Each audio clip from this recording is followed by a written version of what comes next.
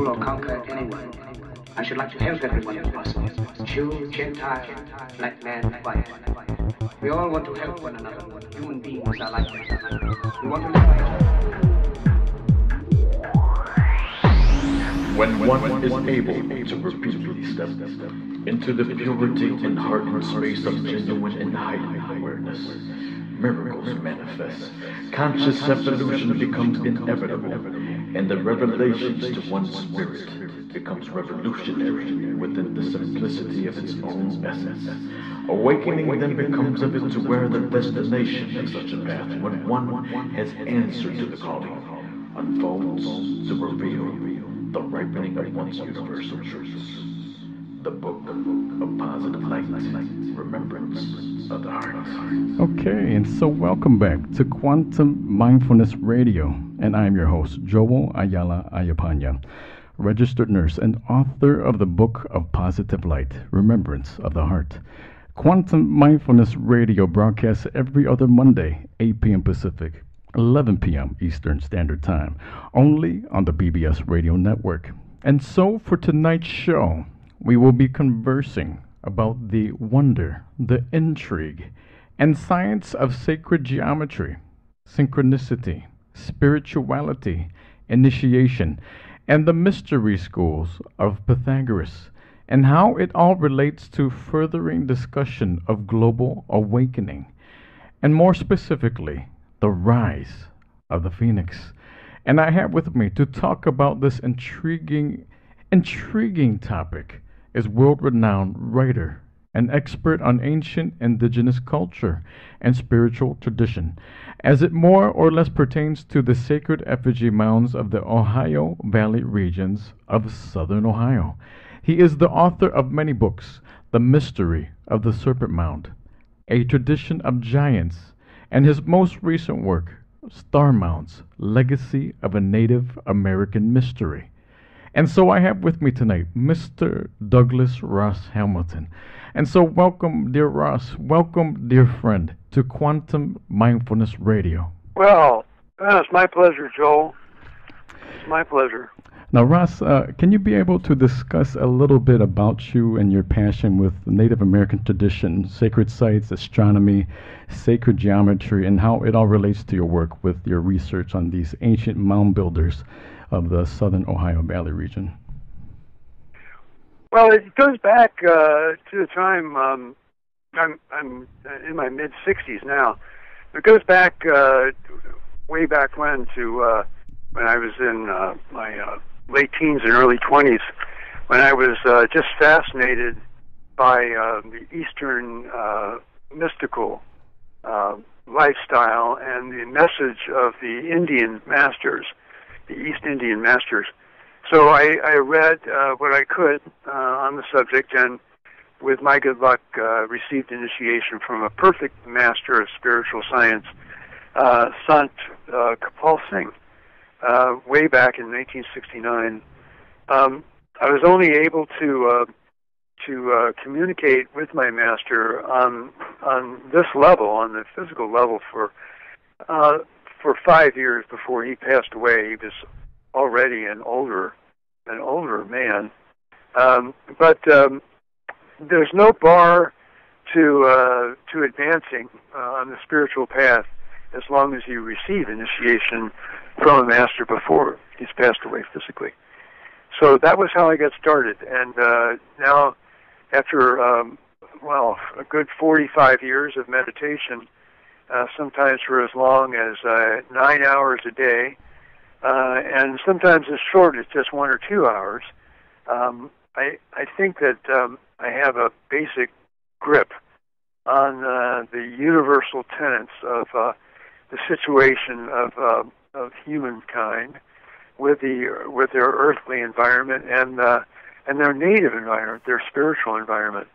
Now, what's interesting about a study in spirituality, which is what I've had to do over the years along with my meditations, is that most people like to consider themselves as belonging to some sort of a belief system, whether it's something that they created for themselves, going fishing, on Saturday, and just believing in your God-given right to as it were, to be a free person and do what he or she wishes, or if you're an atheist, you prohibit yourself from believing that there is a creator, or an agnostic who doesn't believe but is willing to be shown,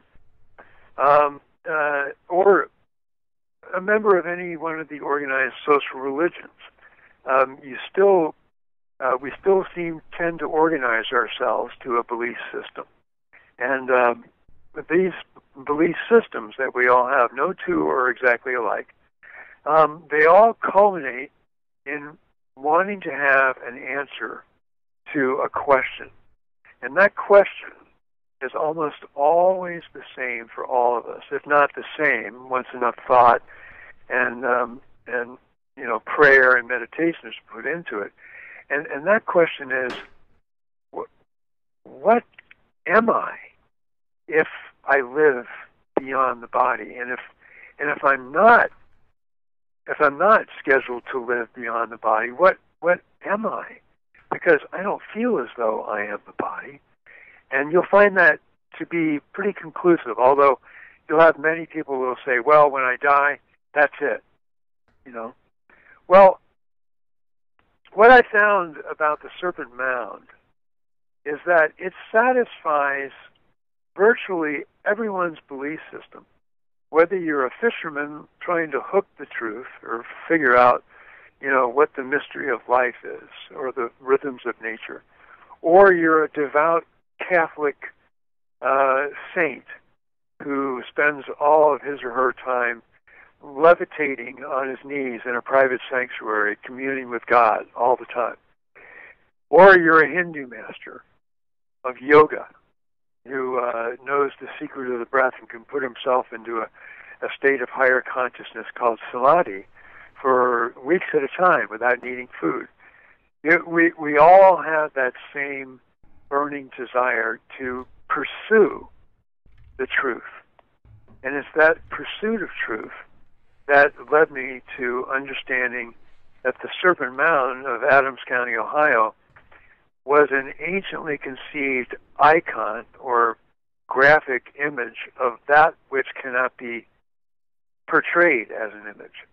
I know that sounds like a conundrum, but the serpent is something that was put into a form that describes the formless, the truth of all things, that which was before the universe was created. Now, Joel, have you ever thought this question, where did anything come from? Yeah. Many times throughout life, just when you think you had understood the philosophy or the understanding or even the spirituality of where everything came from, then something comes up and tests your whole belief system as to what that is actually rooted from. So yes, many times within my life. Yeah, even our foremost physicists of today, who want to skirt the issue, they say, well, there is no God, but that there was gravity before there was matter, and matter just came into being. It just came into manifestation. So they never really get down to the issue of, what is consciousness? If there is a creator, how was it that the creator came into existence? Right. And so forth. So these are the same questions that the fisherman attaches himself to, or the Buddhist monk, or the housewife who has a spare moment between soccer matches. These are the things that all of us have in common. What the heck are we? Where did we come from? What's the source of consciousness and physical? And are there heavenly universes above ours where matter is more delicately structured? The ethereal forms of matter. And all these things are dealt with in little fragments throughout all the religious scriptures. and many of the writings of the philosophers. But what I found, Joel, is that in the Serpent Mound, you find a link to all of the philosophers, all of the religions seem to find a root in the image of what we call the Serpent Mound. Hi, this is singer-songwriter Cara Johnstad, and you're listening to BBS Radio. If it's not mainstream, it's on bbsradio.com. Hi there, this is Christoph Goes. You'll be listening to new tracks from my new album Turning Inside right here on BBS Radio, because if it's not mainstream, it's on bbsradio.com. You're listening to BBS Radio. An internet radio experience of truth, harmony, beauty. From your family at BBS Radio, have yourself a beautiful day.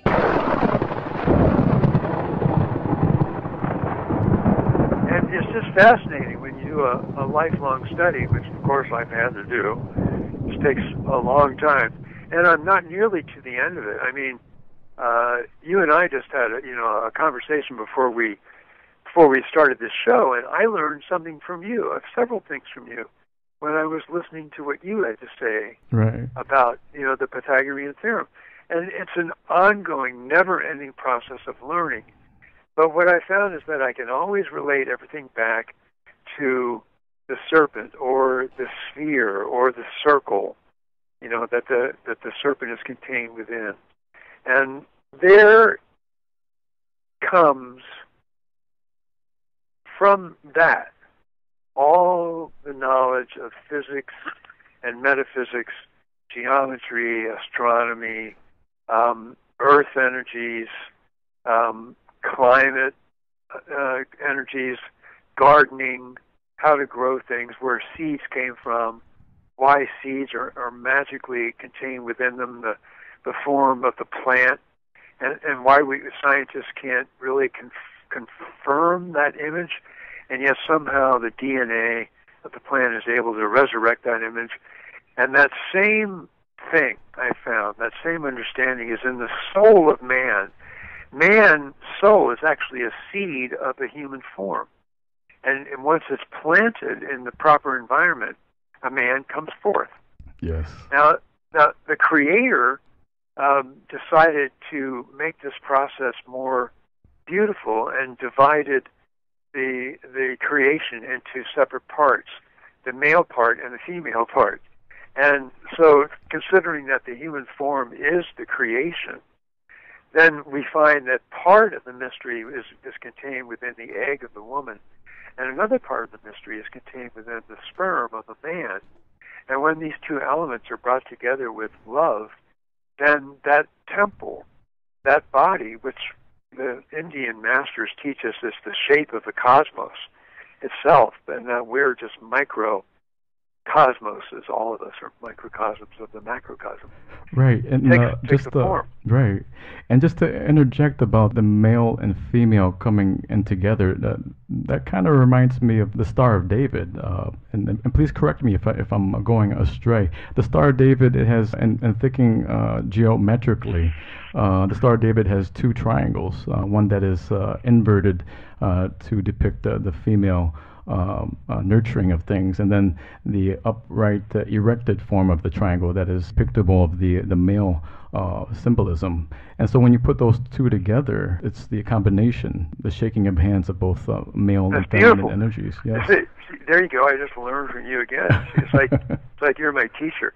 No, seriously, when you take a hexagram and you reduce it to a hexagon,